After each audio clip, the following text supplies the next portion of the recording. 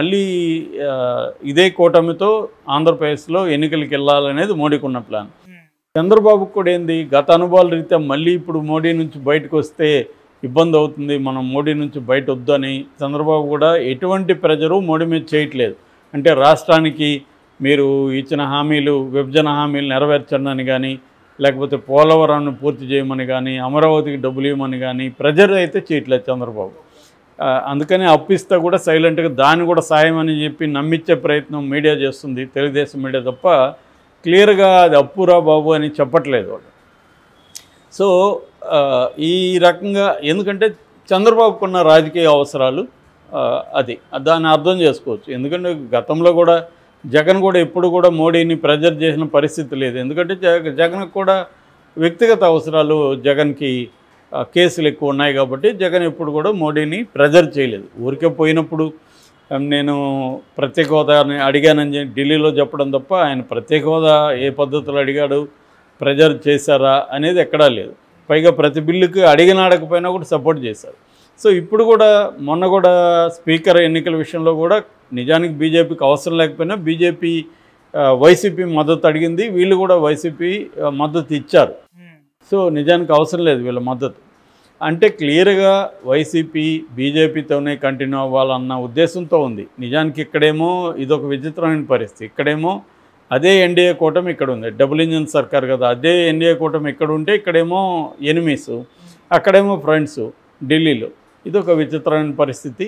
So ఈ పరిస్థితిలో చంద్రబాబు కూడా గట్టిగా మోడీని నువ్వెందుకు జగన్తో సాఫ్ట్ కార్నర్గా ఉన్నావు అని అడిగే పరిస్థితి చంద్రబాబుకు కూడా లేదు. చంద్రబాబు కూడా ఏంటంటే పట్టు విడుపులతో వెళ్దాము, మెల్లమెల్లగా మోడీని కన్విన్స్ చేసుకొని రాష్ట్ర అభివృద్ధి కోసం ప్లాన్ చేద్దాం అనేది చంద్రబాబుకు ఉంది. అర్జెంట్ ఏం లేదు, ఇప్పుడే కదా 2 నెలలు కూడా కాలేదు, ఇంకా టైం ఉంది. ఈ లోపల మెల్లమెల్లగా మోడీతో మనం కన్విన్స్ చేసుకొని తెచ్చుకుందాం అనేది చంద్రబాబుకున్న ప్లాన్. అది చంద్రబాబు పాయింట్ ఆఫ్ వ్యూలో చూసినప్పుడు 100% కరెక్ట్. ఇప్పటికిప్పుడు ప్రెజర్ చేసి బయటికి రావడం వల్ల చంద్రబాబు సాధించేది ఏమి ఉండదు. ఎందుకంటే ఇండియా కూటమి అధికారంలోకి వస్తున్నారో అది చెప్పలేము. సో రానప్పుడు మళ్ళీ ఇండియా కూటమి రెండింటికి చెడిన రేవడు అంటారు, అలాంటి రెండింటికి చెడిపోయి పరిస్థితి చంద్రబాబుకు వస్తుంది. కాబట్టి చంద్రబాబు సహనంతో ఓపికతో ఉన్నాడు. సో ఈ కాంటెక్స్ట్లో ఒక పక్క వైసీపీ మోడీతో మంచిగా ఉండడానికి ట్రై చేస్తుంది, ఇన్ రిటర్న్ జగన్ని సేవ్ చేయమనేది వైసీపీకి ఉన్న అండర్స్టాండింగ్. ఒకవేళ అవసరమైతే ఈ 11 మందిని బీజేపీలకు కూడా పంపించడానికి ఎన్కార్డ్ అని మన ఆంధ్రజ్యోతి కొత్త పలుకులో కూడా రాధాకృష్ణ లాస్ట్ సండే రాశాడు. ఖచ్చితంగా చేయాల్సి వస్తే చేస్తారు. చంద్రబాబు చేయలేదా, నలుగురిని పంపించాడు కదా చంద్రబాబు, జగన్ పంపితే తప్పేముంది. ఇవాళ అందరూ అదే పనిలో ఉన్నారు. ఇక్కడ కేసీఆర్ కూడా నలుగురిని నేను పంపుతారు బాబు, నాకు నా బిడ్డను వదిలిపెట్టన్న బార్గెనింగ్ చేస్తున్నారని వినిపిస్తుంది. కాబట్టి ఇవాళ ఏంటంటే మోడీకి అందరూ కూడా సరెండర్ అయిన పరిస్థితి. సో ఈ కాంటెక్స్ట్లో జగన్ సరెండర్ అయినా కూడా జగన్ని ఏ మేరకు సేవ్ చేయగలడు మోడీ అనేది ఇప్పుడు బిగ్ క్వశ్చన్. అంటే చంద్రబాబు నుంచి జగన్ని కాపాడగలరా మోడీ గట్టిగా అనేది $1 మిలియన్ ప్రశ్న. దీనికి ఇంకొంత టైం వస్తే కానీ మన గత 5 ఏళ్ళు 10 ఏళ్ళ నుంచి కూడా జగన్ బీజేపీతో మంచిగా ఉంటున్నాడు, సపోర్ట్ చేస్తున్నాడు, బీజేపీ కూడా జగన్తో మంచిగా ఉంటుంది. అయితే ఇప్పుడు అనివార్య పరిస్థితుల వల్ల వాళ్ళు మారాల్సి వచ్చింది, చంద్రబాబు మద్దతు అవసరమైంది. ఇప్పుడైతే చంద్రబాబు మీద ఆధారపడి వాళ్ళ ప్రభుత్వాన్ని నడపాల్సి వచ్చింది. ఆంధ్రప్రదేశ్ నుంచి 21 మంది ఎంపీలు ఉన్నారు, 3 పార్టీలు కలిపి, అందులో చంద్రబాబుకే 16 మంది ఉన్నారు. కాబట్టి చంద్రబాబు మీద డిపెండెన్స్ అయితే బీజేపీకి వచ్చింది. బీజేపీకి జగన్ అవసరం కూడా ఉంది. ఎందుకంటే రాజ్యసభలో జగన్కి 11 మంది సభ్యులు ఉన్నారు. సో ఆ 11 మంది సభ్యుల మద్దతు బిల్లులకు అవసరం. ఎందుకంటే రాజ్యసభలో ఎన్డీఏకి 12 మంది కొరత ఉన్నారు.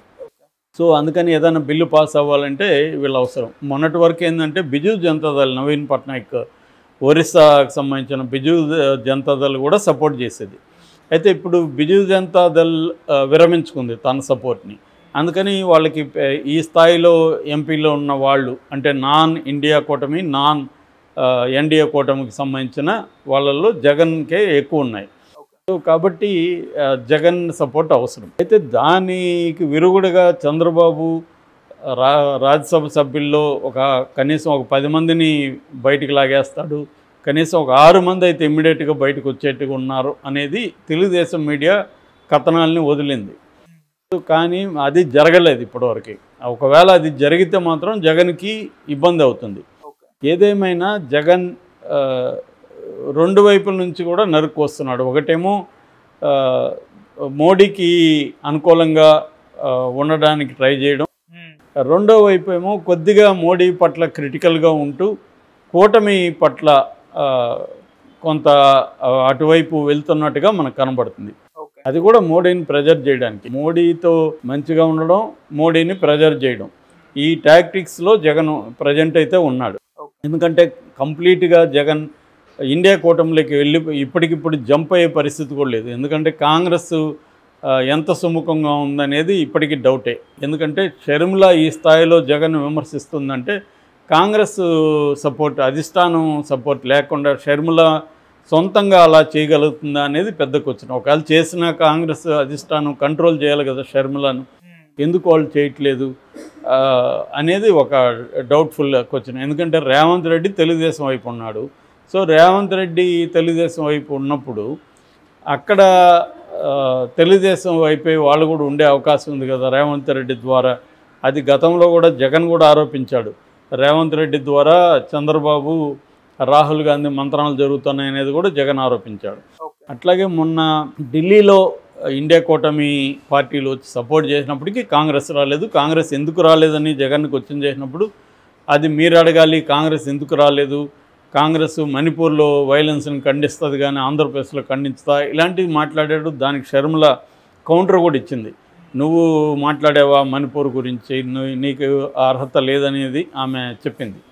సో ఈ కాంటెక్స్లో మనకు క్లియర్గా కనపడేది ఏంటంటే ఢిల్లీలో ముఖ్యంగా విజయసాయి రెడ్డి అమిత్ షాను రెండోసారి నిన్న కలిశాడని. అప్పుడేమో ఢిల్లీ ధర్నా కంటే ముందు కలిశాడు, తర్వాత మళ్ళీ ఇప్పుడు నిన్న కలిశాడు ఢిల్లీలో అమిత్ షాను.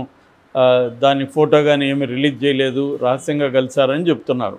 అంటే ఒక పక్క బీజేపీతో మంతనాలు జరుగుతున్నాయి, ప్రెజర్ పాలిటిక్స్ జరుగుతుంది. రెండో వైపు ఒకవేళ బీజేపీ తనని సేవ్ చేయకపోతే, మోడీ తనని సేవ్ చేయకపోతే, తను అప్పుడు వేరే ఆల్టర్నేటివ్ లేదు కాబట్టి మీతో నేను ట్రై చేశాను, మీరు నాకు ఆపర్చునిటీ ఇవ్వలేదు, నన్ను కలవడానికి అపాయింట్మెంట్ ఇవ్వలేదు, నా మద్దతు ఇస్తానన్నాను, అయినా మీరు ఒప్పుకోవట్లేదు కాబట్టి నాకు అనివార్యంగా అలా వెళ్తున్నాను అని చెప్పాల్సి వస్తుందా అనేది చూడాలి. ఇక్కడ మోడీ పాయింట్ ఆఫ్ నుంచి ఆలోచించినప్పుడు మోడీకి జగన్ కంటే కూడా ఆంధ్రప్రదేశ్లో చంద్రబాబు అవసరం ఎక్కువ. ఎందుకంటే 2029లో మళ్ళీ మోడీ అధికారంలోకి రావాలని, అప్పటికి ఆయనకి 80 years వస్తుంది, 80 years వచ్చినా కూడా తానే మళ్ళీ పీఎంగా ఉండాలనేది మోడీ కోరిక.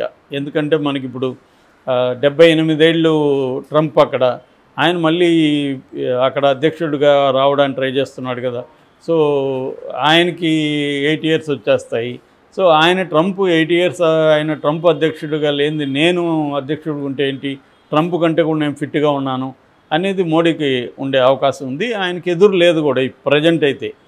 చిన్న చిన్న డిసెంట్ వాయిసెస్ వినిపిస్తున్నాయి కానీ గట్టిగా మోడీకి ఆల్టర్నేటివ్ అనేది ఇప్పటికిప్పుడే బీజేపీలో లేదు.